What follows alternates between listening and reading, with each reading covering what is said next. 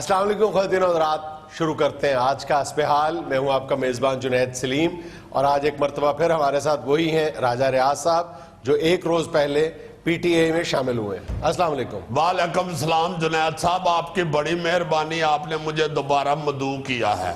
آپ کی مہربانی جی۔ نہیں، آپ کی میں سمجھتا ہوں کہ یہ میڈیا میں واحد آپ وہ شخص ہیں جن کی سیاست پہ گہری نظر ہے، ورنہ دیکھیں آپ نے یہ میڈیا والوں کی بے حسی دیکھی ہے کہ کسی نے مجھے فالو ہی نہیں کیا، حالانکہ سیاست میں اتنا بڑا بچال لے کے آیا ہوں، اور اس بچال کو انہوں نے میرا خیال ہے دیکھا ہی نہیں ہے اور محسوس ہی نہیں کیا۔ صاحب آپ خام خواہ گلہ کر رہے ہیں، میں نے خود 2-3 اخباروں میں خبر پڑھی ہے۔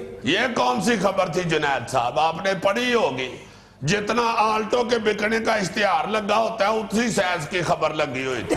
ایک وفاقی لیڈر نے اتنا بڑا قدم اٹھایا اور انہوں نے جو خبر ہے وہ یوسی کے سائز کی لگائی ہوئی ہے، یا جتنا وہ نام کی تبدیلی کا اشتہار ہوتا ہے اتنا دیکھے پارٹی کی تبدیلی کی خبر لگی ہے، اور پارٹیاں بھی دونوں ہی وفاقی، خیر پیپل پارٹی تو اب وفاقی نہیں رہی، مگر جو میں نے جوائن کی ہے وہ تو وفاقی پارٹی ہے نہیں، بلکہ وفاقی علامت سمجھی جاتی ہے، بلکہ پی ٹی آئی کا ہی نعرہ ہے نا جی، چاروں صوبوں کی زنجیر عمران خان عمران خان۔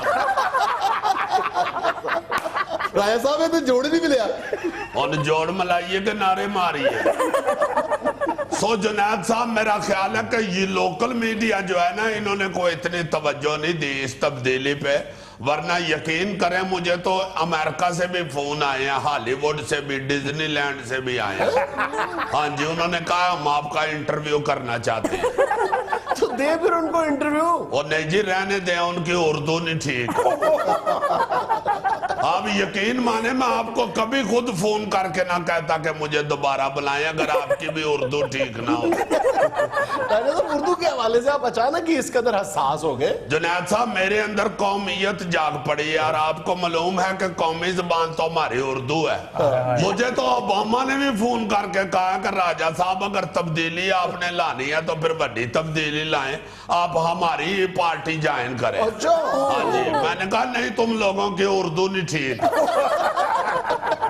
اچھا راجہ صاحب، آپ کے پی ٹی آئی میں آنے پہ پی ٹی آئی کے اندر سے کچھ لوگ بھی تو خوش ہوئے ہوں گے نا، ان سے بھی رد عمل لے لینا چاہیے۔ نہیں، کوئی ضرورت ہی نہیں ہے، اب پی ٹی آئی میں آ گیا ہوں تو میں سمجھتا ہوں کہ سب سے زیادہ سینئر بھی ادھر میں ہی ہوں۔ اچھا راجہ صاحب، لائن پہ ہمارے ساتھ پاپولر تو آپ کو پتہ ہی ہے میرے جتنا ہوں، اس پارٹی میں کوئی ایک بندہ بھی نہیں ہے، اور عقل و شعور و دانش بھی جتنا میرے پاس ہے اور کسی میں ہے نہیں، تو اس لیے آپ میرا موقف ہی لیں جو آپ نے پوچھ رہے۔ اور ویسے بھی آپ کا اردو پروگرام ہے تو جتنی اردو میری ٹھیک ہے وہ اور پی ٹی آئی میں کسی کی ٹھیک بھی نہیں ہے، تو اس لیے میرے سے ہی آپ بات کریں، کوئی ایسی بات میرے پاس ٹائم ہے آپ کے لیے۔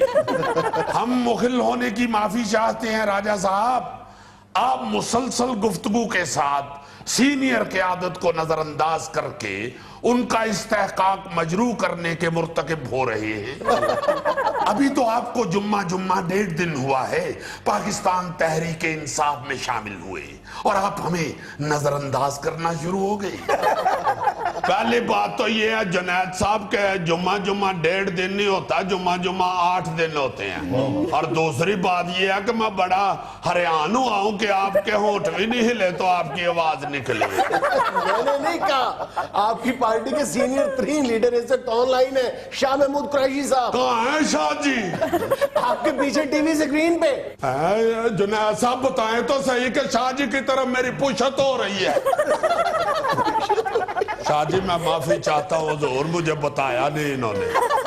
او بندہ خدا، جو آپ کہنا چاہتے ہیں وہ پشت نہیں ہوتا، پشت ہوتا ہے، اور جو آپ کے منہ سے نکل رہا ہے وہ گوشت نہیں ہوتا، گوشت ہوتا ہے۔ راجہ صاحب، اب آپ کی پشت میری طرف ہو رہی ہے۔ شاہ جی معافی چاہتا ہوں، میڈیا اس وقت زیادہ ضروری ہے۔ جنید صاحب، میں اس وقت بڑا پریشانی کے عالم میں ہوں۔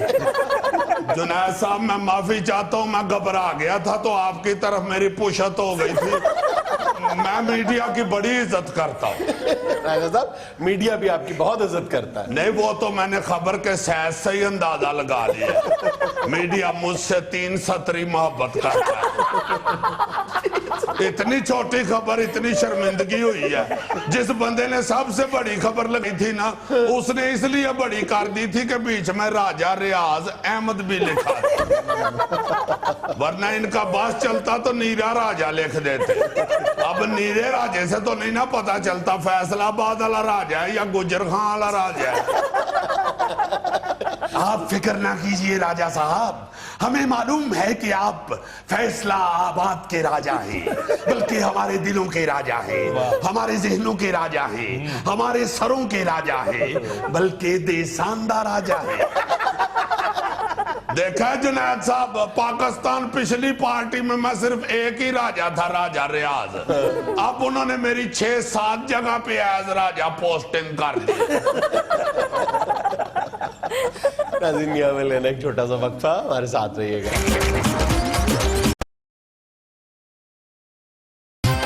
अच्छा शाह साहब, राजा साहब आपकी पार्टी में शामिल हो गए, इस खुशी के मौके पे आप क्या कहेंगे? जुनैद साहब, सबसे पहले तो हम ये अर्ज करते हैं कि राजा साहब की पीटीआई में शमूलियत को अभी आप कुछ दिन तक खुशी का मौका कहने से एहतियात बरतिए, क्योंकि अभी तक तो अहालिया ने फैसलाबाद, मेरा मतलब है कि हड़ताल कुनिंदगान, इस खुशी को तोड़ फोड़ से सेलिब्रेट कर रहे हैं। मगर हम आपको एहतियातन ये कह देते हैं कि हम राजा साहब को दिल की अथाह गहराइयों से, और इस अथाह गहराई को आप कोई 1.5 फुट ही रखिएगा, हम इन्हें अथाह गहराइयों से खुशामदीद कहते हैं। अब दुआ कीजिए कि जुगतगान फैसलाबाद का गुस्सा ठंडा हो जाए, फिर इंशाल्लाह राजा साहब की सहरंगेज शख्सियत पीटीआई के लाहे अमल में मुनाकस होगी। इत्थे रख जुनैद साहब, ये होती है उर्दू। राजा साहब, हमने रखा कुछ नहीं, तारीफ की है आपकी। जिंदा रहो, चौक के रख, ला दे के आए। अब जब इंशाल्लाह पीटीआई के अहालिया ने फैसलाबाद राजा रियाज साहब के साथ अपनी मोहब्बत का इजहार करके घरों को चले जाएंगे, सड़कें खाली कर देंगे, तो पीटीआई का काफला पुरशौक राजा साहब की वलवलांगेज क़यादत में रवां दवां होगा। क्या जी, ये लफ्ज उर्दू की किताबों में भी हैं या कोलों ही बना लेते हैं? राजा साहब, ये उर्दू अदब के अल्फाज हैं, आपकी रोटियां नहीं जो मैं बना रहा हूं। जुनैद साहब, अब हम राजा साहब की सलाहियतों को कुछ इस तरह सराहना चाहते हैं कि कौमी जुबान की तरवीजो बका की जिम्मेदारी भी अब राजा साहब के नातवा कंधों पर होगी। समझ पावे नहीं आई, स्वाद आ गया। हाय हाय हाय, जुनैद साहब अमान से सारी जिंदगी सियासत की है, मगर ये लफ्ज जिंदगी में पहली बार ही सुन रहा हूं। राजा साहब, हमने आपके फौलादी कंधों को नातवा कहा है, आप फिर भी दाद दे रहे हैं। अच्छा शाह साहब, राजा साहब के पार्टी में शामिल होने के बाद पीटीआई की पॉलिसी में कोई तब्दीली आएगी? पॉलिसी में तो नहीं, मेरा ख्याल है मेन्यू में तब्दीली आएगी। क्या मतलब? जुनैद भाई, आप तो जानते हैं कि इमरान खान कफायत शारी के हवाले से मशहूर हैं। वो तो चाय के साथ बिस्किट के अलावा कुछ और मंगवाते नहीं। अब मेरा ख्याल है कि राजा साहब की पीटीआई में शमूलियत के बाद चाय के साथ सादे नहीं, कीमे वाले बिस्किट आया करेंगे। जी, मेरा मतलब कहने जा रहे हैं कीमे वाले नान। जुनैद भाई, वो कीमे वाले नान आपके लिए या हमारे लिए हैं? इनके लिए तो वो नन्हे मुन्ने बिस्किट ही है। जिस तरह हम बिस्किट के 2 नवाले करते हैं, ये नान के 2 ही नवाले करते हैं। अच्छा शाह साहब, आपके और राजा साहब के दरमियान ये भी एक ममासलत है कि आप दोनों एक ही पार्टी से पीटीआई में आए हैं। ये क्या मवाजना किया है आपने? हम माफी चाहते हैं, इस वक्त आप हमें राजा जुनैद सलीम लगे हैं। میرا مطلب ہے شاہ صاحب اس میں مائنڈ کرنے والی کیا بات ہے؟ آپ دونوں کی مدر پارٹی پیپلز پارٹی تھی. بھائی بجی سری اور پٹ کا گوشت ایک ہی پٹے سے ملتے ہیں مگر بجی سری ٹوٹل 150 دی ہوندی ہے اور پٹ دا گوشت 1200 روپے دا کلو ہوندا ہے. وہ بھی اگر 12 بجے کے بعد جائیں تو ختم ہو چکا ہوتا ہے. یہ آپ نے کیا فرق بتایا؟ بھائی فرق صاف ظاہر ہے. پٹ دا گوشت دیکھیے تے بھوک لگ دیئے, سری ویکھیے تے ڈر لگتا ہے. راجہ صاحب دیکھیں پی ٹی آئی والے آپ کی آمد پہ کتنے خوش ہیں. انہوں نے ہولے میرا پتہ نہیں نا جی. کیا کہہ رہے میرا مطلب ہے کہ ان کو ابھی میری پوری صلاحیتوں کا پتہ نہیں ہے. جب ان کو میری مکمل صلاحیتوں کا احساس ہو گیا تو پھر دیکھنا میں بھی انشاءاللہ تن من دھن قربان کر دوں گا پی ٹی آئی کے اوپر. میری اب یہ پارٹی ہے. میں نے پچھلی پارٹی میں بھی اللہ کے فضل سے بڑی ایمانداری کے ساتھ محنت کی تھی مگر مجھے افسوس سے کہنا پڑتا ہے کہ یہ بی بی فرال تالپور صاحبہ جو ہیں انہوں نے میرے ساتھ اچھا نہیں کیا. اچھا وہ کہ آپ کے ساتھ اختلاف کی وجہ کیا بنی؟ باس جی میں نام ہی لیتا تھا تو لڑ پڑتی تھی. میں کہتا تھا کہ بی بی فرال تالپور صاحبہ میری بات سن لیں تو کہتے ہیں میں نے تمہاری نہیں سننی, پہلے فرال ٹھیک کراؤ.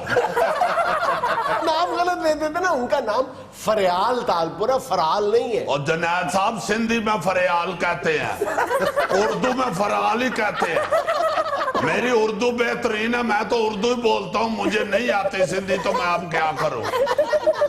بہرحال کوئی ایسی بات نہیں, چھوڑ دیا تو چھوڑ دیا. اب میں پی ٹی آئی والوں کے ساتھ ہوں.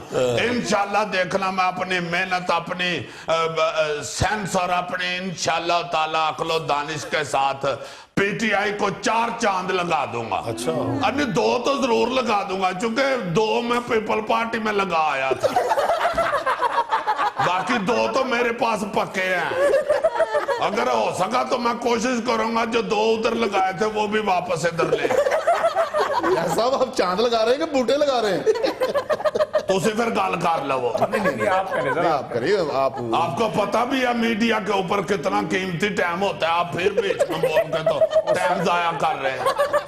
اوپر سے آپ کو پتا ہے مجھے تو صرف حسب حال والے بلاتے ہیں, باقی چینلوں والوں کے پتا نہیں اردو نہیں ٹھیک.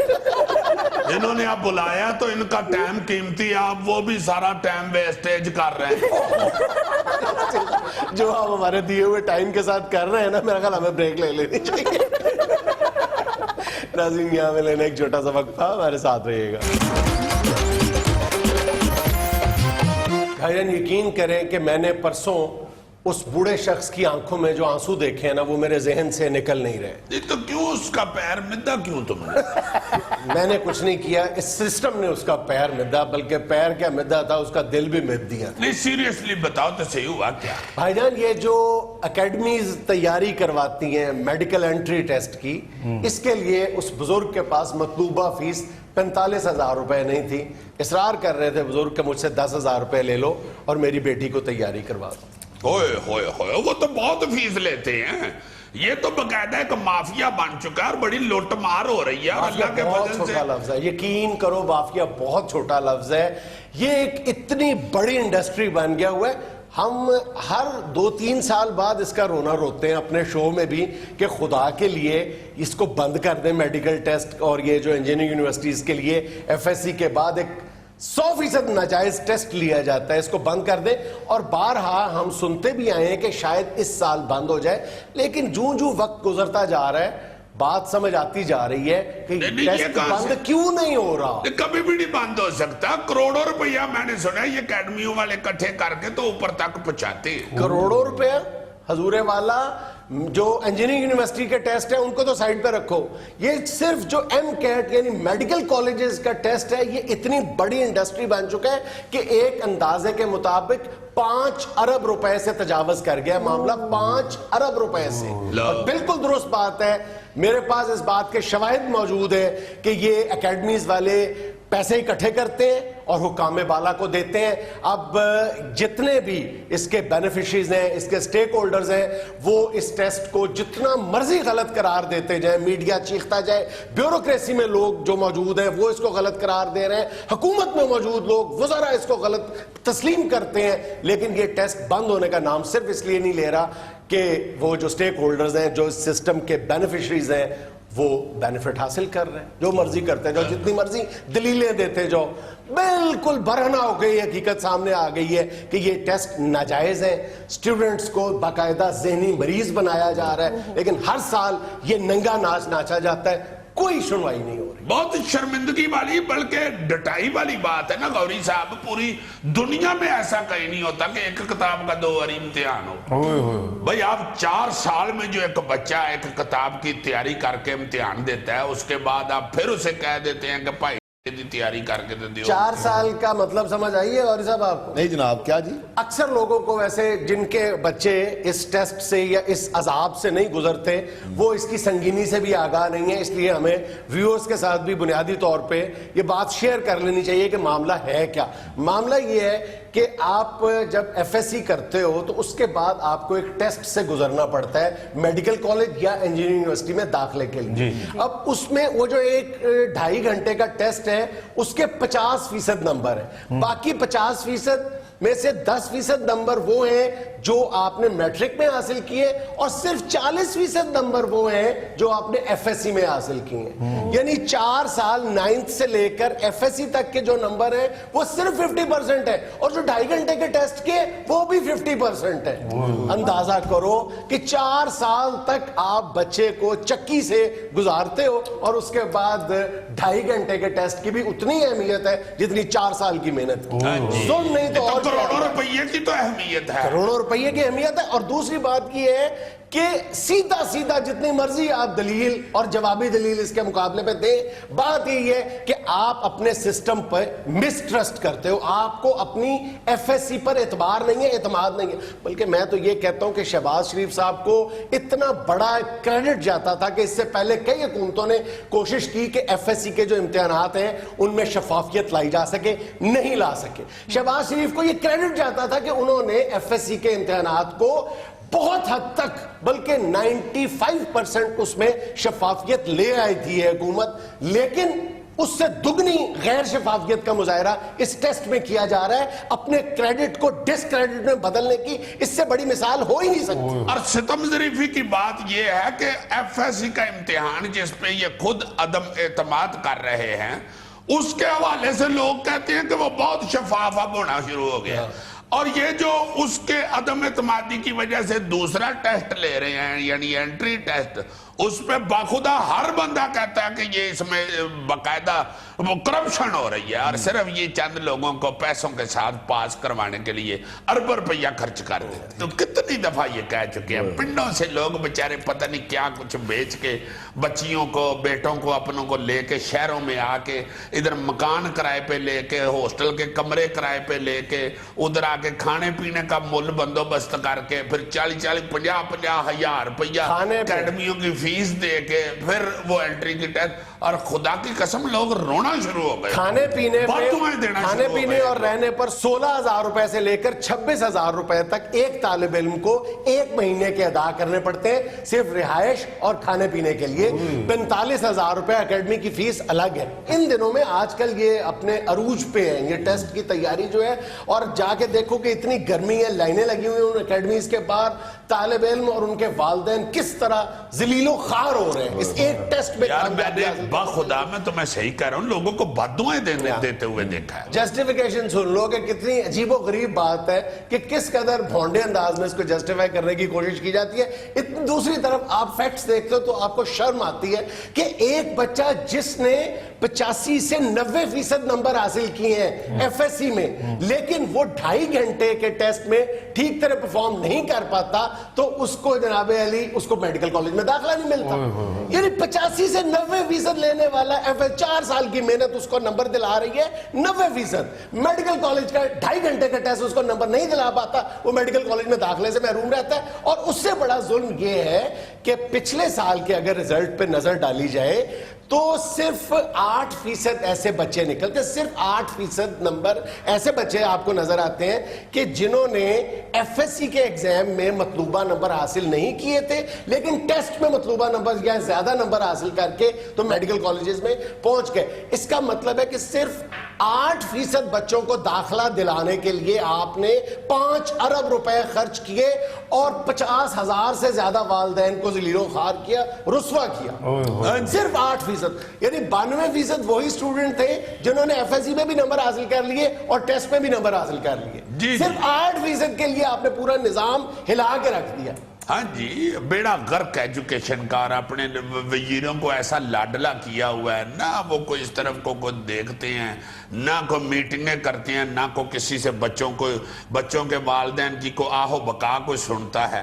پتہ نہیں کیا ہو رہا ہے, نوٹ نوٹ نوٹ نوٹ, ہر پاسے سیاپا پڑ گیا ہوا ہے. صحیح ایمان سے نحوست چھائی ہوئی ہے ہمارے معاشرے کے اندر. لوگ غریب بیچارے بد دعائیں دے رہے ہیں, بھوکے پیٹوں کے ساتھ رو رہے ہیں, آنکھوں میں آنسو ہیں, پیٹ خالی ہیں, اور بیچارے ترس ترس کے بچوں کو پڑھا رہے ہیں.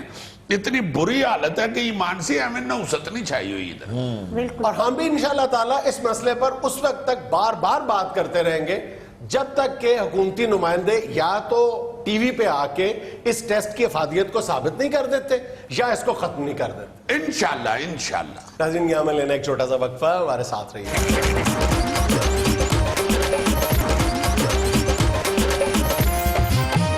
جی, یاد مائی کے حوالے سے ہم آج جو گفتگو کر رہے ہیں وہ بڑی دلچسپ ہوگی. انشاءاللہ آپ کو مزہ آئے گا سن کے. میرے ذہن میں آ رہا تھا کہ ایک وقت ہوتا تھا کہ جو اپلیکیشن یا کوئی کاغذ کو اچھا لکھانا ہوتا تھا نا, تو وہ ایک ٹائپ رائٹر ہوتی تھی مشین, وہ ٹائپنگ کرنے والی, اس کے اوپر ٹائپ کر کے تو پھر دی جاتی تھی درخواست. وہ مختلف لوگوں نے گھروں میں بھی کئیوں نے رکھی ہوئی تھی ٹائپ مشین, مگر زیادہ تر وہ ٹائپنگ سینٹر کھلے ہوتے تھے, ٹائپ رائٹر سینٹر, اور لڑکوں کو سکھایا بھی جاتا تھا ٹائپ کرنا. وہ جیسے اب تو کمپیوٹر جب سے آیا, کمپیوٹر میں ہی وہ سارا لکھ کے تو وہ نکال لیتے ہیں نا کاغذ, اور اس میں کوئی غلط اگر لفظ لکھا جائے تو دوبارہ ٹھیک کر کے پھر کاغذ نکالتے ہیں. ٹائپ رائٹر کے ساتھ جو ٹائپ ہوتا تھا وہ ڈائریکٹ ہوتا تھا کاغذ کے اوپر, کوئی لفظ غلط ہو جاتا تھا تو وہ پھر خراب ہی ہو جاتا تھا, صفحہ برا لگنا شروع ہو جاتا. اور ایسا وہ مزیدار آواز ہوتی تھی, ساؤنڈ ہوتا تھا اس ٹائپ رائٹر کا, جیسے کسی وڈے سلور کے پانڈے میں تھوڑی سی دال ڈال کے کوکڑ کے آگے رکھ دینا تو آواز آتی ہے ٹک ٹک ٹک ٹک ٹک ٹک ٹک. بیچ میں وہ پرات پنجے سے آگے بھی کرتے ہیں, ایسے ہی وہ ٹائپ رائٹر کی آواز آیا کرتی تھی. اور وہ جب ایسے اس کا بٹن دباتے تھے نا, اے یا بی یا سی, وہ جو لفظ لکھے ہوئے ہوتے تھے, تو اوپر سے وہ لفظ جو ہے وہ ایک ایسے چمچی سی جا کے تو ٹھا بجتی تھی اس کے اوپر کاغذ کے. وہ جیسے چھوٹے بال کو لاڈ سے چپیڑے نہیں مارتے, اس طرح وہ چپیڑے مار رہا ہوتا تھا کاغذ پہ ٹائپ رائٹر. اچھا, ویسے یہ بتائیے کب کی بات ہے عزیز صاحب؟ یہ کو 20-25 سال پہلے, کمپیوٹر آنے سے پہلے. مجھے تو نہیں خیر پتا, میرے عمر سے پہلے کی ہے, یہ پاج جنید نے مجھے سنا. میں تو یار حیرت سے تمہیں سن رہا ہوں, میرے لیے تو یہ سب کچھ انکشاف ہے.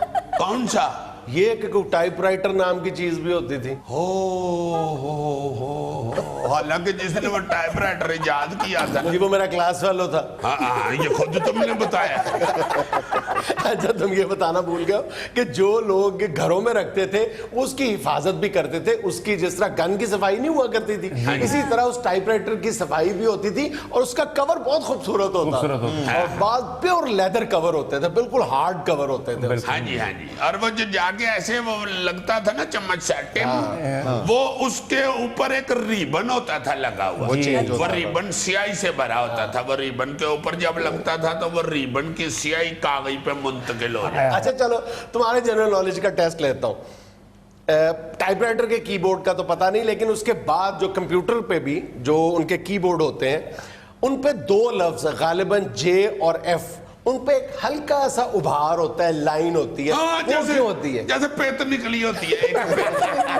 हाँ, बाकी एक पेत निकली होती है उसको। वो क्यों होती है बताएं जी आप। वो जहाँ पे पीछे टाइपराइटर बनते हैं ना, वहां पे मशीन खराब है, इसलिए वो 2 दाने बन जाते। नहीं, वो टाइपराइटर के स्पीड ब्रेकर हैं। उसकी वजह ये है कि जो बंदा टाइप कर रहा है उसकी नजर कीबोर्ड पे नहीं होती बल्कि पेपर पे होती है। अच्छा। तो जे और एफ दरमियानी कीज होती हैं जहां पे बंदा अपने 2 हाथ या 2 उंगलियां रखता है। तो बेध्यानी में भी उस उभार की वजह से उसको पता होता है कि मेरी 2 उंगलियां यहां पे बेस कर रही हैं, इधर उधर नहीं हो गई। अब इसके सज्जे खब्बे क्या?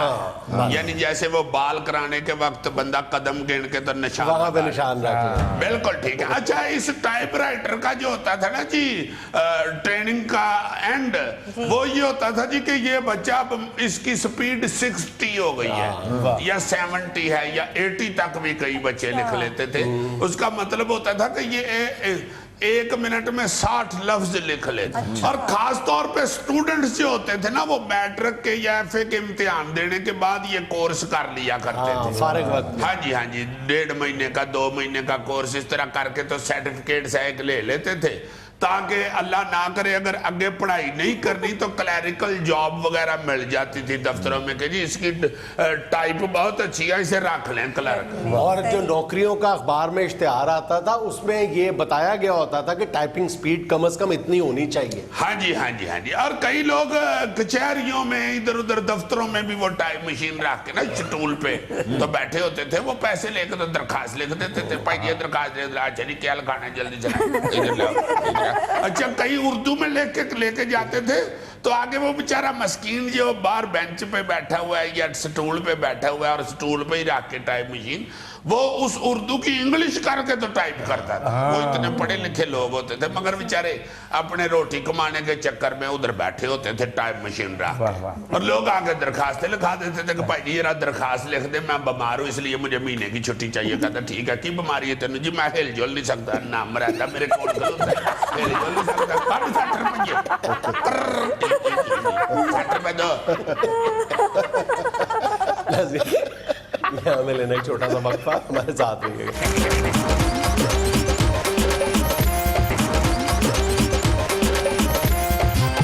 यार, ईमान से पाकिस्तान में ऐसा ऐसा वाकया रूनुमा हो रहा है कि पाकिस्तान के दानिश्वर मेरे जैसे बेचारे मफूकुल फितरत किस्म की ज़ुदुल बयानी का शिकार हो चुके। हमें तो ना शिकार करो, क्या कर रहे हैं आप? क्या मैं थोड़ी सी मेहनत करूं तो तुम्हारा जुमला जो है ना इसकी डेंटिंग पेंटिंग करके ठीक हो जाएगा। मसलन मफलूकुल हाल कर लो मफूकुल फितरत को, ठीक है? जूदुल बयानी, जूद बयानी भी चल जाएगा, ठीक है? गाड़ी नहीं हो जाएगी। चलो जी, जिस तरह कह रहे हैं बस उस तरह फील कर ले। मगर बहुत बहुत अजीब खबर सामने आ रही है। क्या बंदा उस पर तबसरा करे? हुआ क्या है? ये सुना तुमने? वो औकाफ के चेयरमैन जो हैं मतरूका मलाक के बेचारे सदीकुल फरूक साहब, नून लीग के इतने सीनियर दानिश्वर सियासतदान, वो कहीं पे 100 एकड़ का कब्जा छुड़वाने के लिए गए हैं, तो उनको आगे से लोगों ने डांगे मारी है। तुम हंस रहे हो यार? यार हंसी निकल जाती है, हंसी मफूकुल फितरत होती है। बंदा पूछे आप किस लिए शहबाज शरीफ बन के तो उधर लीड करने चले गए हैं ऑपरेशन की? यार उनके डिपार्टमेंट का मसला था। और यार 100 एकड़ का मसला था, 2-3 मरले का झगड़ा हो तो ऐसा बंदा वहां चला जाए। चलो जब कब्जा लेने गया वो बता दे कि भाई जी मेरे कयन हैं, गांव से आए हुए हैं तो इसलिए मेरे साथ आ गए। सही है। वैसे डांगों वाला जरा मसला की वाकई डांगे पड़ी। हाँ जी, इनको तो डांगे नहीं बजी बेचारों को, मगर गड्डी के शीशे तोड़ दिए। पुलिस वालों को बड़ा मारा उन लोगों ने, पुलिस वाले कई जख्मी हो गए हैं। पुलिस वालों ने भी इनकी नहीं सुनी होगी, चूंकि सदीक साहब हैं तो मफलूकुल हाल ही। ऊपर से सवेरे 7 बजे चले गए हैं गांव में कब्जा लेने। गांव में सवेरे 7 बजे जाना ही नहीं चाहिए, सारे गांव वाले तो बाहर बेचारे खेतों में आए होते हैं। हाँ हाँ, मेहनत कश लोग होते हैं, उनको आप किस लिए गुस्सा चढ़ाने चले गए? ऊपर से भाई जी 100 एकड़ जमीन का कब्जा छड़ाना जो है इनको चाहिए था ऊपर तक टलियां बजा के जाते। अजीजी साहब जिन्होंने कब्जा किया होता है वो बड़े तगड़े लोग होते हैं। हाँ जी, वो भी हुकूमत के ही लोग हैं। ये भी हाँ, नून लीग का एक वहां पे कोई है भाई जिसने आगे कब्जा किया हुआ था, उसकी डांगे पड़ी हुई थी फारस। कहा लाओ यार बाहर डांगे, बहुत बुरी बात। उन्हें कहा ले जाओ बेलियां पहिया ने डांगा, मैं कड़ी मच्छरदानी लानी। उसने फिर लड़ाई में इस्तेमाल कर ली। इनको सोच समझ के प्लानिंग के साथ को काम करना चाहिए। असल में इन सियासतदानों को आईएए बनते हुए अभी बहुत वक्त लगेगा। अल्लाह माफ करे। Yes yes. जी, कौन सी है पहली खबर? जी सुनिए, टैक्स बचाने के लिए 1983 में ऑफशोर कंपनी बनाई। बरतानवी शहरी ना होने की वजह से कंपनी बनाना मेरा हक था। नवाज शरीफ ने जुर्म किया है, मैंने जायज काम किया है। इमरान खान। हेलो, मिसाल ये थोड़ी सी हल्की है मगर बनती यहाँ पे वही है कि भाई जी तुम्हारा कुत्ता कुत्ता है तो मेरा कुत्ता टॉमी है। को बात करने वाले हद हो गई अमान से। इतनी मुझे कल की नमोशी हो रही है कि भाई जी अगर आपकी अपनी भी ऑफशोर कंपनी निकल आनी थी, जैसे बंदे को गार्ड नहीं निकल आता, इस तरह एकदम ऑफशोर कंपनी देखो खान साहब की निकल आई है, तो फिर आपको शोर मचाने की क्या जरूरत थी? चुप ही कहा रहे थे। वो जिस तरह बड़ा पुराना लतीफा है, जहाज में एक तोता और एक बंदा सफर कर रहे थे ना, तो तोते ने एक एयर होस्टेस को देख के सीटी मारी, तो वो औरत हंस के निकल गई आगे। अच्छा। थोड़ी देर बाद वो फिर वापस आई तो वो जो बंदा मालक था साथ, उसने भी सीटी मार दी। एयर होस्टेस ने उसका नोटिस ले लिया, जाके कैप्टन को बताया। कैप्टन ने आके कहा दोनों को खिड़की से बाहर फेंक दिया, तोते को भी और बंदे को भी, दोनों को उन्होंने फेंक दिया बाहर। तोता उड़ते उड़ते जो बंदा गिर रहा था ना, उसके करीब होके पूछता है कि भाई जी उड़ना आता है? कहते नहीं। तो कहता फिर किस लिए रिस्क लिया था? तो बात इधर भी वही बनती है। खान साहब को बंदा पूछे कि जी तुम्हारी भी ऑफशोर कंपनी निकल ही आनी थी, तो किस लिए आपने रिस्क लिया जनाब? वैसे भी मैं समझता हूं कि बात उस वक्त ही खत्म होनी है जब सारी चारों कोने सीधे हो जाएंगे।